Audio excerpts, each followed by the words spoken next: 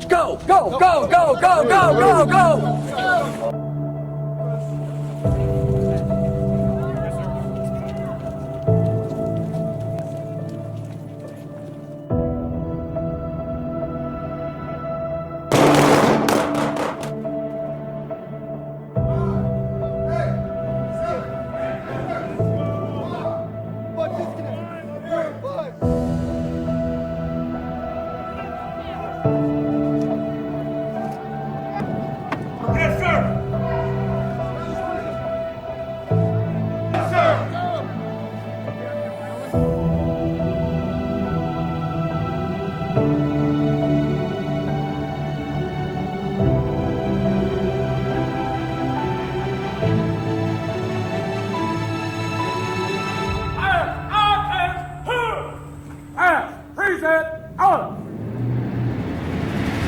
I do solemnly swear that I will support, protect, and defend the Constitution and government of the United States and the Constitution and government of the State of Nevada against all enemies, whether domestic or foreign. So help me God.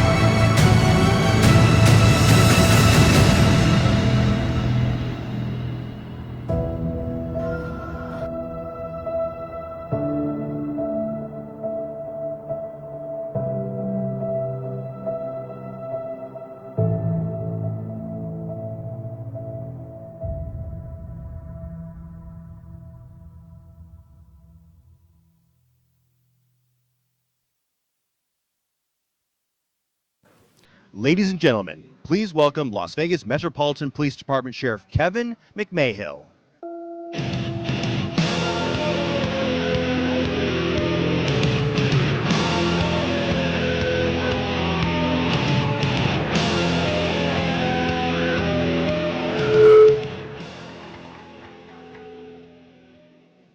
Feedback there. Hi, everybody. Yeah, I was just standing back and watching that video as it's playing there, and I'm thinking to myself, wow, I'm pretty lucky I get to lead all that stuff, right? So welcome to the State of the Department address, and got a lot of people to thank for being here. I'm going to do that at the end here. I want to just take a couple of minutes, though, because people always ask me, are you a little nervous to come up here and give this speech? And I'll tell you, the answer is always no. Because this is an opportunity for me to show the community what this police department, what this collective Southern Nevada first responder community has accomplished with the support of so many of our elected officials, and what the men and women of the Las Vegas Metropolitan Police Department have gone out and done day in and day out. And so, but it was interesting to me as I looked at some of the successes of the course of the last year, that it reminded me that I started off as a police officer on September 11th of 1990.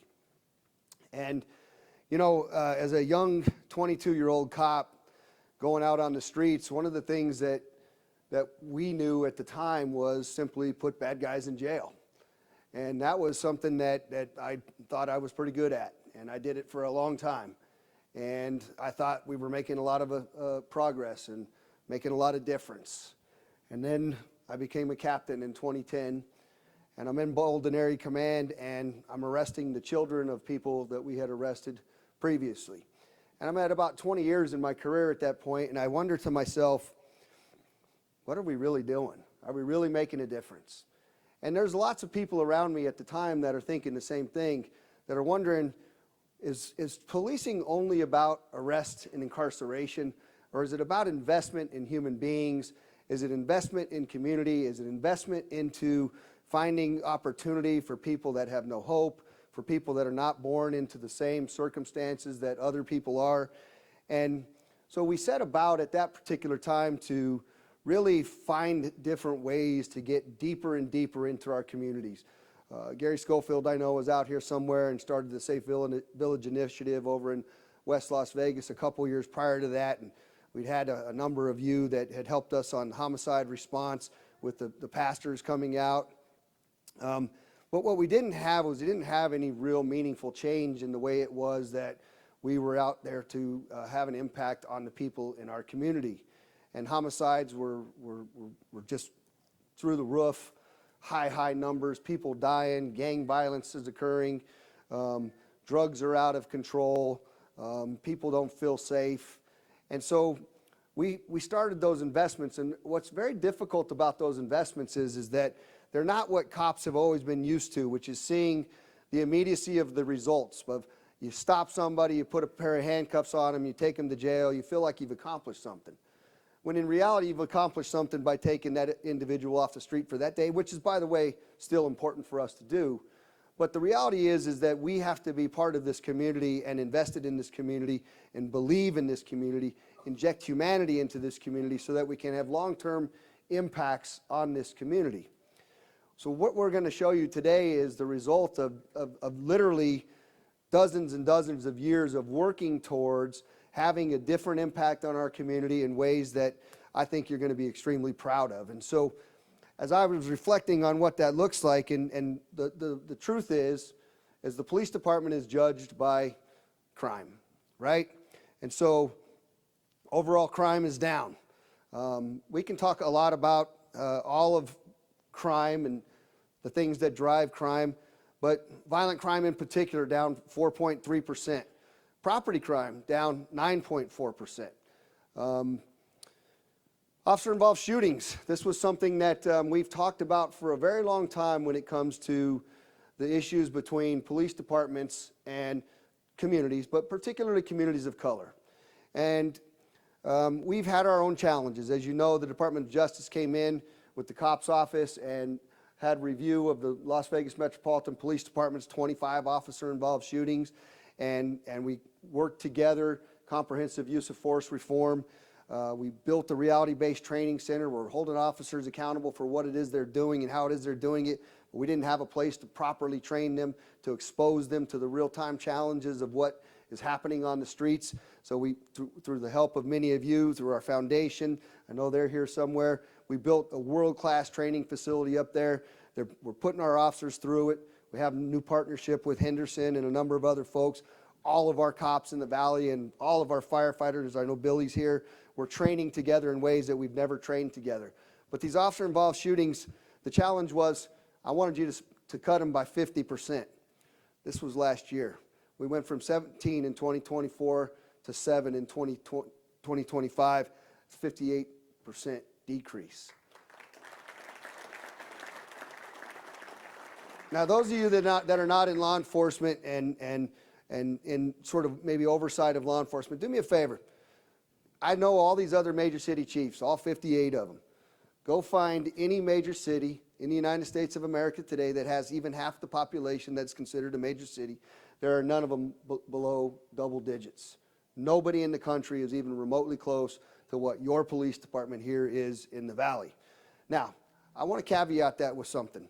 We started off this year having some very difficult shootings. One just the other day where a man walked out with a 2-year-old child and shot that child in front of our police officers before our police officers have to take action.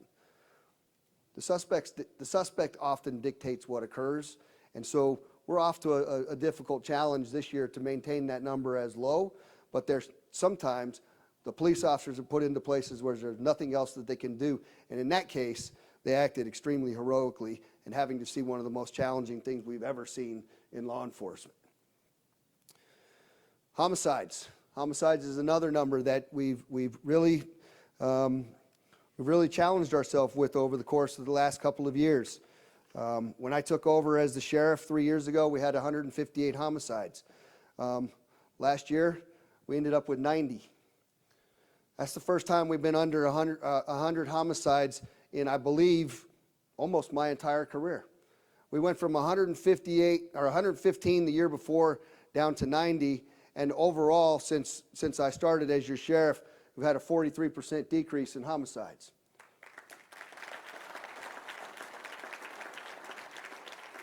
I'm saying because I'm up here talking, I suppose, but I, of course, give all the credit to the men and women that are out there doing this work, but also the leaders on this organization and the support of our elected officials, because it goes a long way to know that you have our back as we're here. But I want you to look at that number, and I want you to remember something. There's a name behind every one of those homicides. There's a name behind the decrease in those homicides, and there's a whole bunch more people at the holiday table. This year we had Ramadan and Lent start on the same day, and we have people that are sitting around those holiday tables that would have never been there in years past because of the efforts of law enforcement in our community. And 90, still far too many, but we're going to continue that downward trend as we move forward. In fact, we're already at a downward trend at the beginning of this year, and I'm extremely proud of what these guys have done. Just one of the statistics that's in there, domestic violence is still a leading causal factor of our homicides. We're going to work diligently on domestic violence. And also, last year, we only had 5 homicides committed by juveniles, but that was a significant decrease from the year before, where we had 18 of those homicides that were committed by juveniles, and that's a direct result of the gang unit putting together a juvenile task force to focus in on the violence by those juveniles. Whose kid is that, anyway? Oh, that's my grandkid. Never mind. All right, you say whatever you want. All right. There's a video here that's going to speak for itself, and I'm going to let it just sort of play. But we created this violent gun crime unit that has had an impact like no other in our jurisdiction. This group of people we put together because we saw that we have a homicide solve rate in the high 90s year over year over year. But when we had a shooting that did not result in a homicide, there was disparate groups that investigated. It could have, if it was narcotics related, narcotics would investigate it, vice, gangs, and it wasn't the same group of people with the entirety of the agency approach to go in and look at these things. And you'll see the statistics on here, but here's the point. When we were at a level of solving these non-fatal shootings at only sometimes 30%, we had an opportunity to go in and take known shooters off the street if we had a better solve rate here. Watch what they did. Of how can we reduce violent crime and focusing strategically on shootings. And we looked at it from how shootings were being investigated and the solvability rate. And if we put a team together that focused strictly on shootings, how can we increase that solvability rate, which would ultimately reduce violent crime in itself? So the Violent Gun Crime Unit was established in 2024. The current makeup of it is 1 lieutenant, 4 sergeants, and 4 teams. Each team consists of 8 detectives, 32 detectives in total. We had a very simple goal, and it was to reduce the number of homicides and to reduce violent crime by strategically investigating these crimes with proactive investigations, strategic enforcement, and a rapid response when a citizen was shot in our city that didn't result in a homicide. It entailed quite a heavy lift on the agency. We had to figure out where we were going to pull bodies from to create this new section because we weren't getting new detective spots. With the help of the area commands and everybody in the organization, we were able to take a total of 20 bodies, 2 teams of 10, and create these 2 teams initially in 2024. Getting young, motivated cops, giving them the opportunity to be mentored and guided to be successful detectives, but having that eagerness to want to go out and catch bad guys. In 2024, when the Violent Gun Crime Unit was created, October 29th, 2024, we had 43 cases until the end of the year, and we had a 100% success rate. In 2025, we had 249 cases that the Violent Gun Crime Unit investigated with a 98% success rate. Those numbers are huge. Those numbers are a result of motivated detectives, phenomenal leadership that understand the importance of getting violent people off the street before that results in a homicide. We were under 100 homicides. We haven't been under 100 homicides in many, many years. With the success of the Violent Gun Crime Unit, it's safe to say that if you commit a shooting in our jurisdiction, that you will be caught. But the thing I'm actually most happy about is not only the solve rate, but the collaboration between multiple different sections within this organization and the relationships that it's built between detectives, sergeants, lieutenants, captains, and the collaboration and communication that continues to happen. Everybody working together with the resources we have to make it a whole agency approach, understanding that with that mindset and with those relationships, we build a safer community, which is ultimately the vision of this organization. It's pretty good stuff.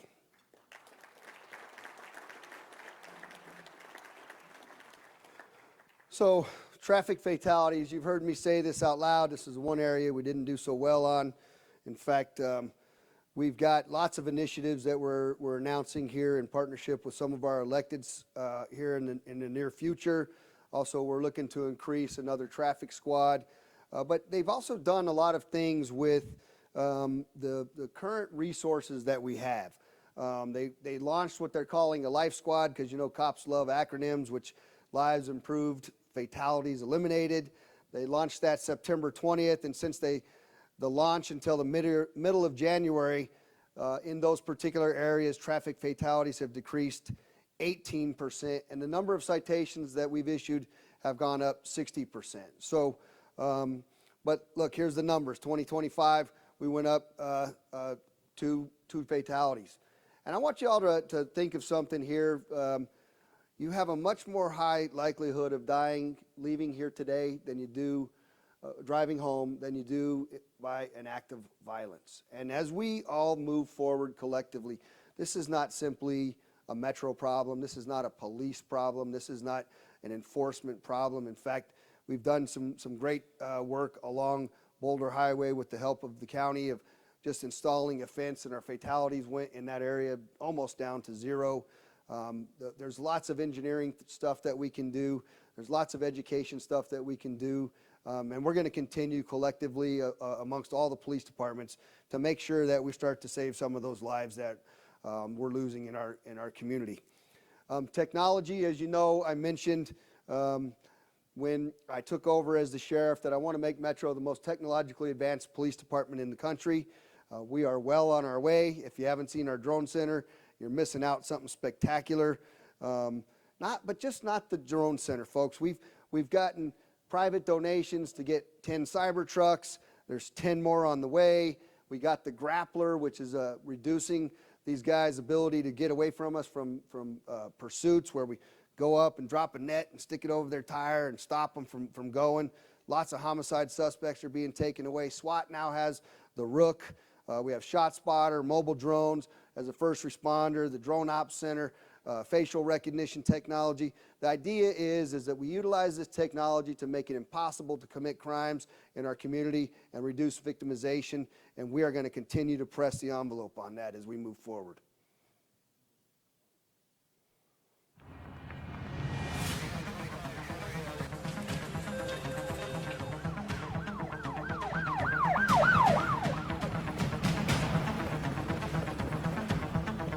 Control Fusion Watch 14, I'll copy that work up on South Las Vegas Boulevard. We'll get that to you shortly.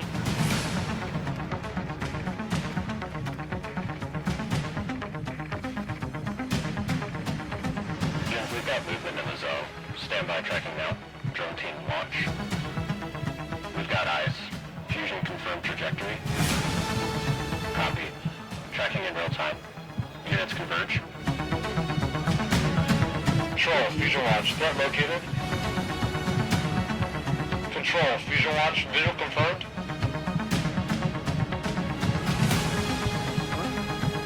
Fusion, visuals confirmed.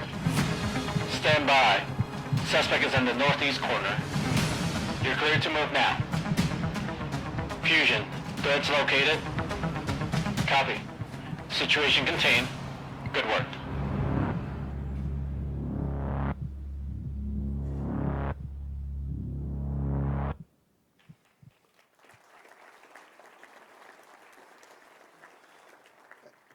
And just before I walked up here, we'd had a SWAT barricade that had been working all night. And guy had told us we were going to have to kill him, told his girl or wife, whoever it was, as he chased her out of the place, that we were going to kill him. And our SWAT team, again, successfully negotiated and ended that without him dying through the use of the technology and expertise that they have. Just exceptional work. Years ago, we would have just killed him. I'm being honest. They're saving lives in ways that we would have never been able to do this. This next piece, all of you know that this part is near and dear to my heart. I talked about the heart, mind, body, and soul of our police officers and our first responders here as we continue to move this thing forward. We went 2 years without a suicide at Metro, folks. That's never happened in my 35 years.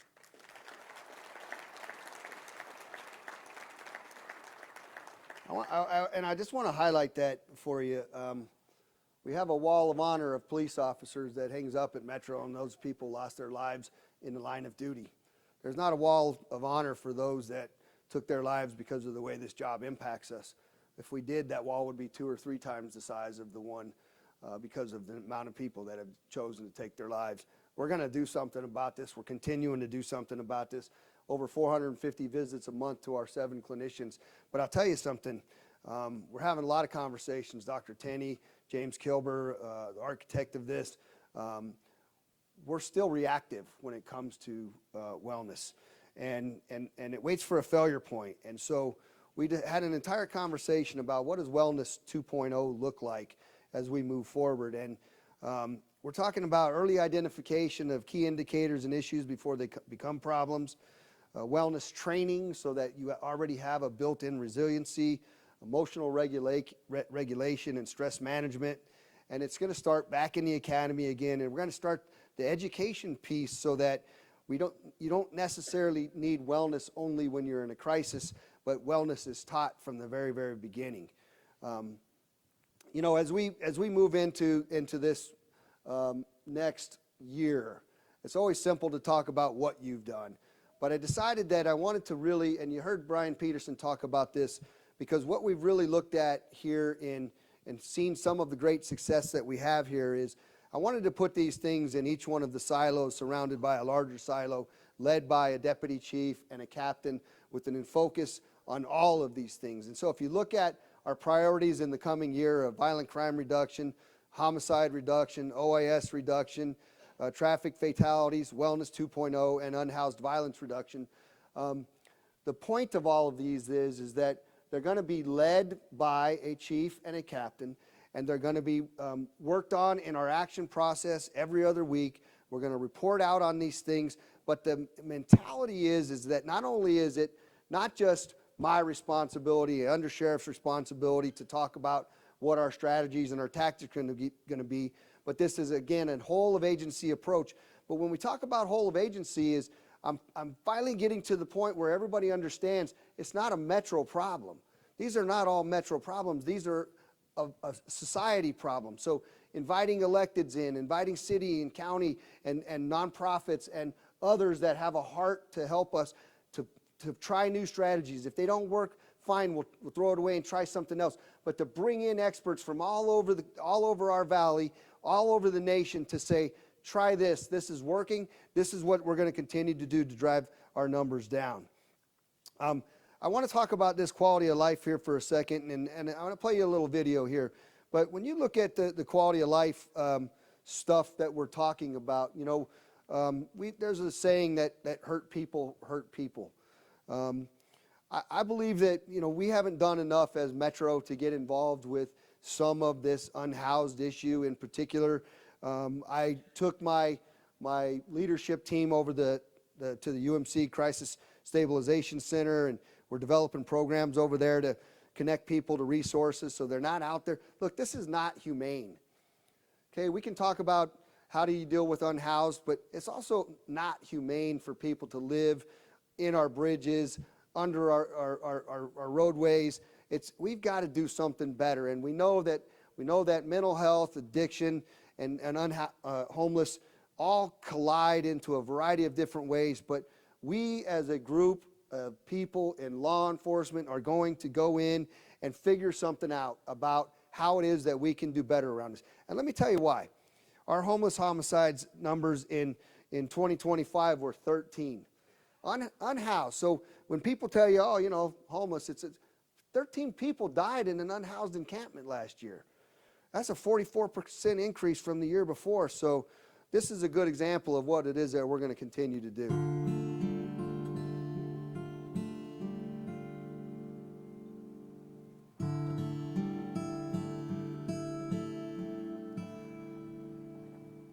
Oh, well, both my parents died, and my brother had to sell their house, and I got no money from when they died, so I'm right here.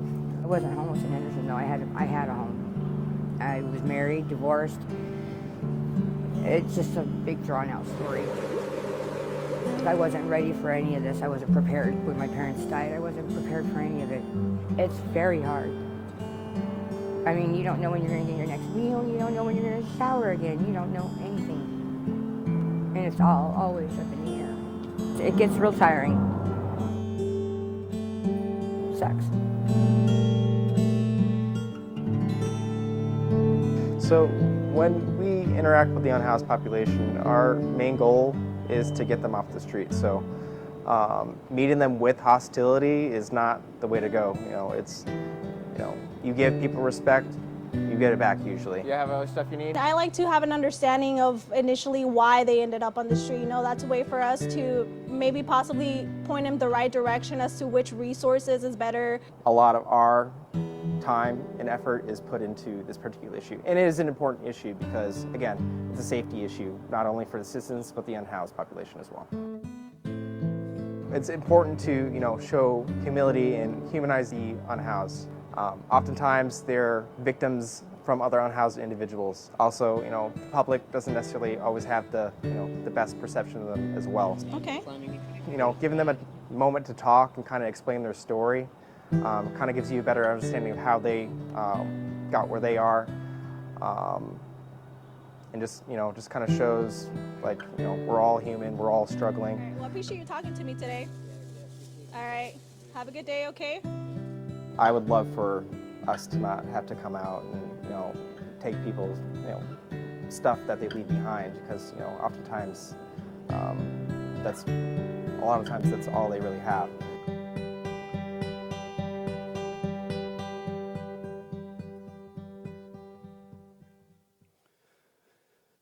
It's just an extension of injecting humanity into all it is that we do, which is the philosophy of Metro. And so we're gonna really double down on this in this coming year and clean this up and get the resources and get people to the places and connected to the right things here in our community.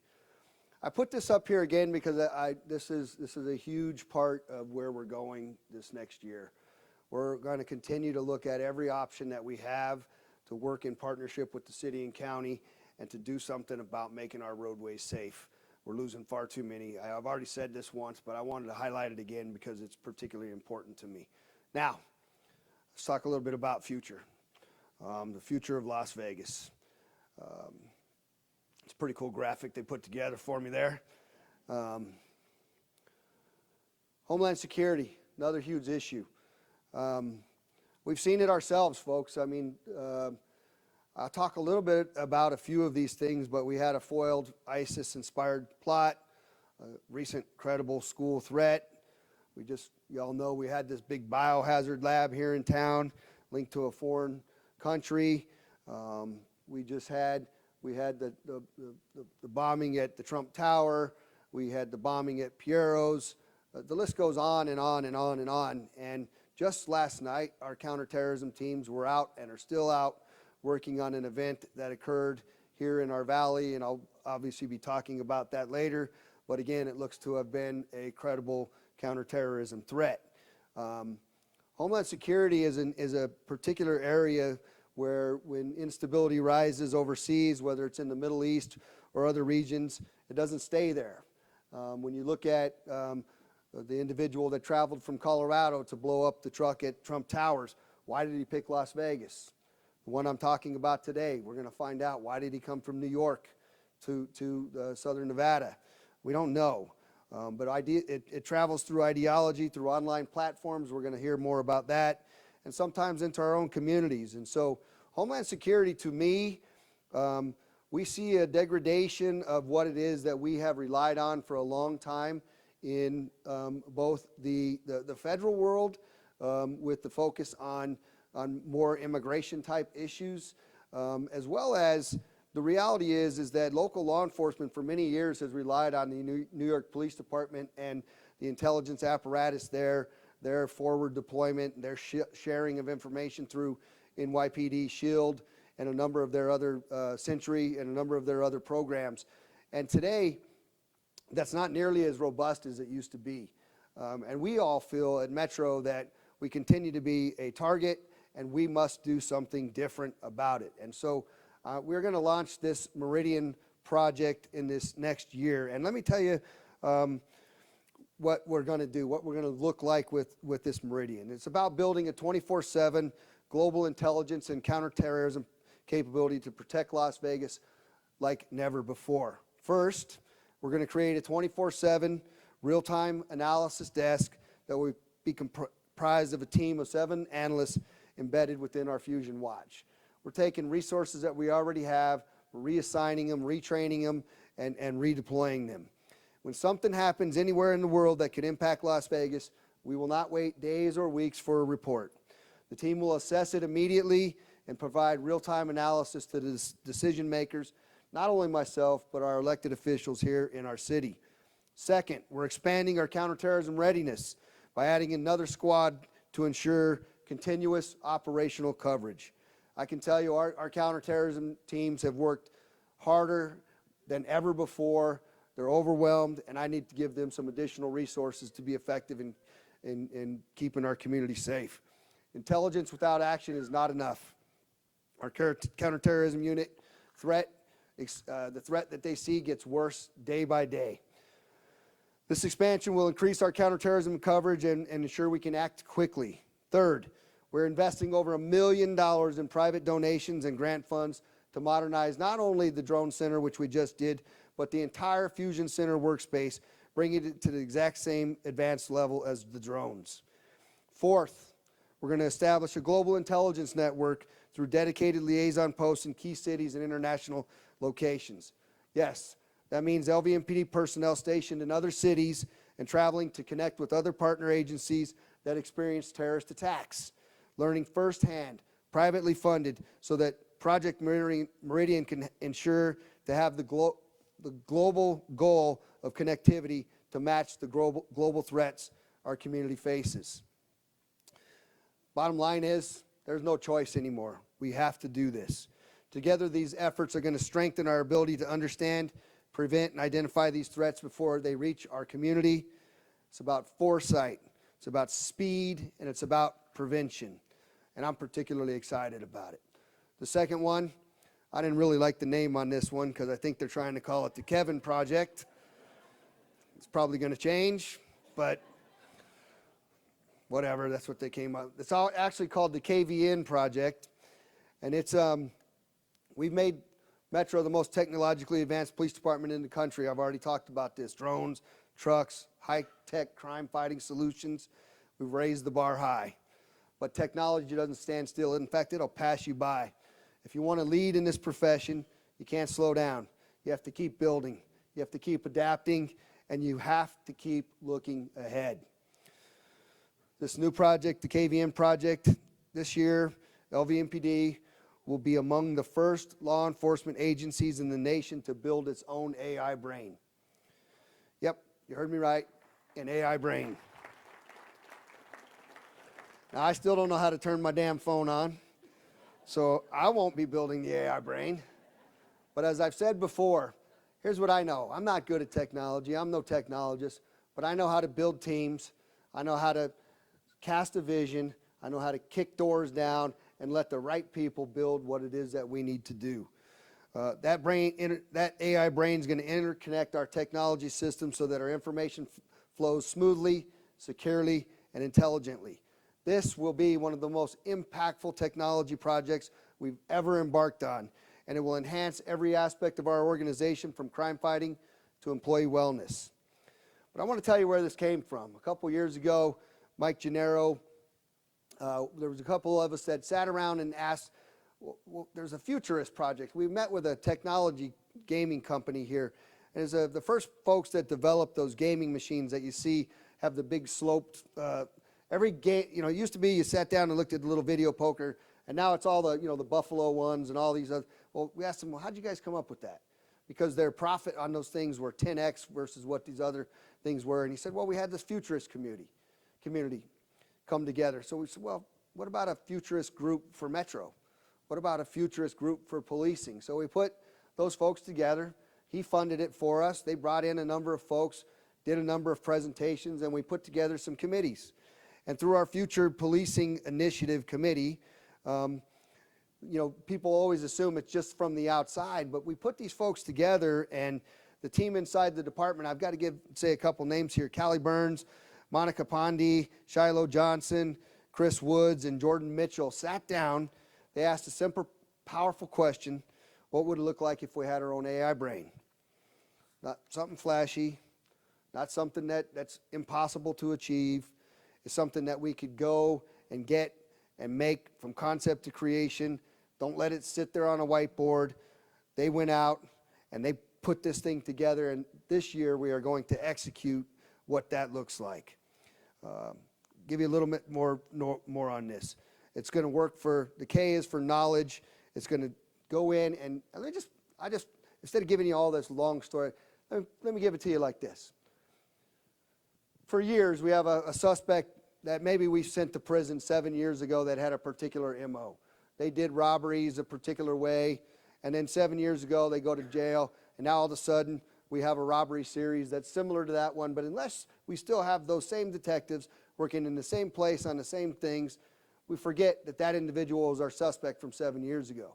But what if we now have an ability to go into all of our systems, find out put in the MO, the suspect description, the vehicle, the locations, but also bounce off the prison system to say, hey, that guy got out just a couple of months ago, and now we have an ability to go in and look at a suspect right now and solve these crimes in a much faster manner than we ever have in the past. This thing is going to dramatically change the way it is that we have the ability to investigate. It's going to put timelines together. It's going to shorten internal affairs investigations. It's going to be able to take from our systems the things that take officers hours to do, to put together, and radically change where we're at. This kind of technology is how we're going to stay at the front of becoming the most technologically police department in the country. Less time buried in paperwork, more time focused on leadership, accountability, and service. This is how we're preparing your community, your police department, and I'm particularly proud of our teams that are making this happen. Now, I would be remiss to say there's a number of folks here today that I also want to thank. First and foremost is the chairman of the Clark County Commission. I think you guys are over here. Mike Naft, Commissioner Tick Segerbloom, Commissioner Jim Gibson. Thank you all for your support for your police department and the work it is that you all do day in and day out to support our men and women. I assure you that they feel that, and we're particularly grateful. I think there's the mayor. Hi, Mayor Shelley Berkeley, Brian Knutson. Brian was there. Councilman Knutson.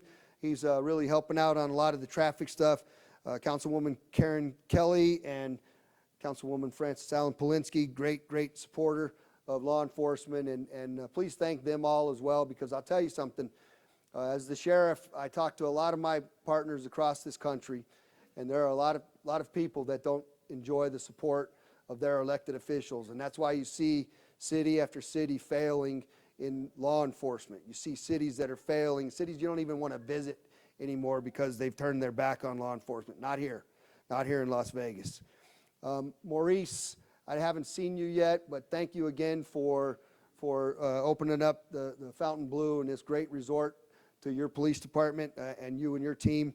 Also Encore Productions, who's all in the back. You guys have been fantastic to us.